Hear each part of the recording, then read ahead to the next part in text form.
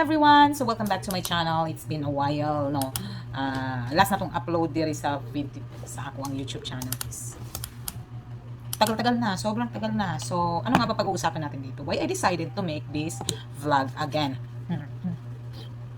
So, this is not a get ready with me kasi wala naman akong pupuntahan. Naglagay lang ako ng aking sunblock.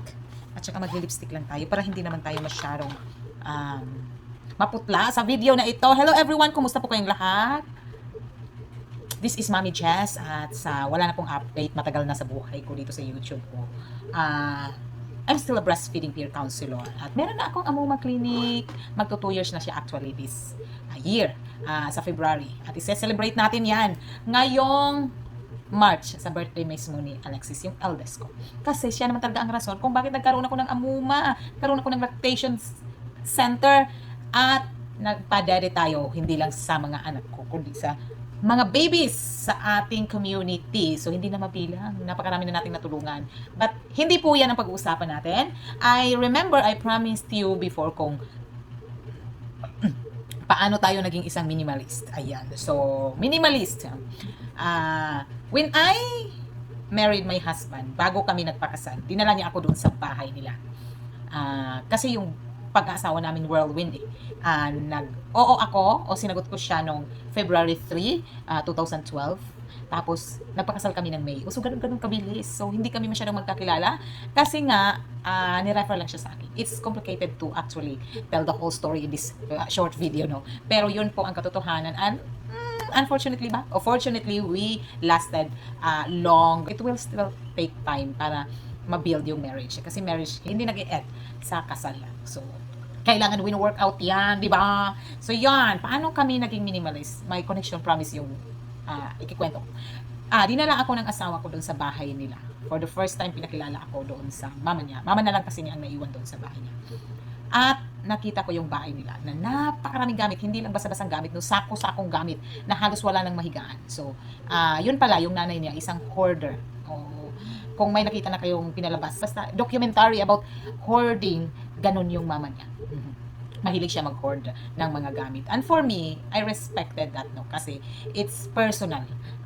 But as a minimalist in nature, I grow up kasi na walang-wala talaga yung gamit. Nasanay ako na sa sobrang hirap namin lumaki kami, yung kubo lang namin, nagkasya lahat ng gamit namin doon. Tapos 8 kami doon sa bahay na yun. At walang kwarto. Kung may kwarto parang yung division lang, para mahati lang yung lugar na tulugan ng mama at papa ko at sa amin lahat magkapatid. So, ganun. Tapos yung kusina namin nasa sala lang din, natulugan lang din ng mama ko at papa ko. So, yung mga una namin ay gawa siya sa mga damit namin. Wala kaming kumot. So, growing up, yun ang nakasanayan ko na hindi masyadong maraming gamit. Kung kailangan namin ng unan sa gabi, yung mga damit namin ipapasok namin sa isang lalagyan ng damit lang din, tapos itatali, din una na yun na, mahirap kami, as in ganun kahirap ang buhay namin. But that certain situation sa buhay namin, nagkaroon ng effect sa akin na okay lang pala mabuhay ng ganito, na walang masyadong gamit, at hindi ako nangarap na magkaroon ng marami. So, pag may nagbibigay sa akin ng gamit, nagpapasalamat ako, pero kung hindi ko siya kailangan, I let it go. Hindi ako nag-stack, hindi ako nag-hoard, kasi lagi kong iniisip is, bawat gamit na iiwan mo, or ikikip mo, part ng sarili mo malalagay doon. So, parang ang ihirap i-let go na. Kasi ando na yung sarili mo eh. Nagkakaroon ka ng attachment doon sa gamit. So, ayoko nang ganun. Kung may mga attachment man ang gusto ko, yung relationship. Diba? Wow! So, dalaga pa lang ako, wala akong masyadong gamit. I have this little maleta. O di kaya na mga yung binilhan ako ng isang ng cabinet, plastic cabinet ng mama ko, hindi ko makalimutan. Parang 3 o 4 yata yun na drawer. Doon lang nagkasya, maliit. Nagkasya yung mga gamit ko.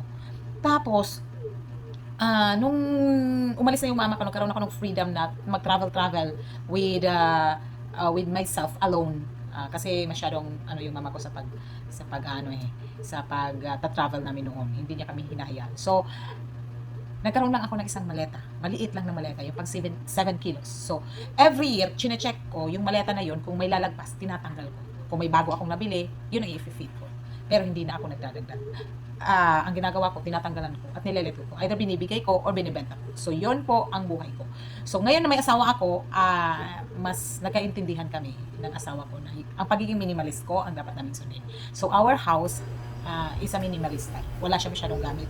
Dahil mas magaan ang buhay para sa akin kung wala tayong masyadong attachment sa napakaraming gamit, sa mga material na bagay. I collect memories, I preserve memories, hindi material na bagay. So, yun po. Mhm.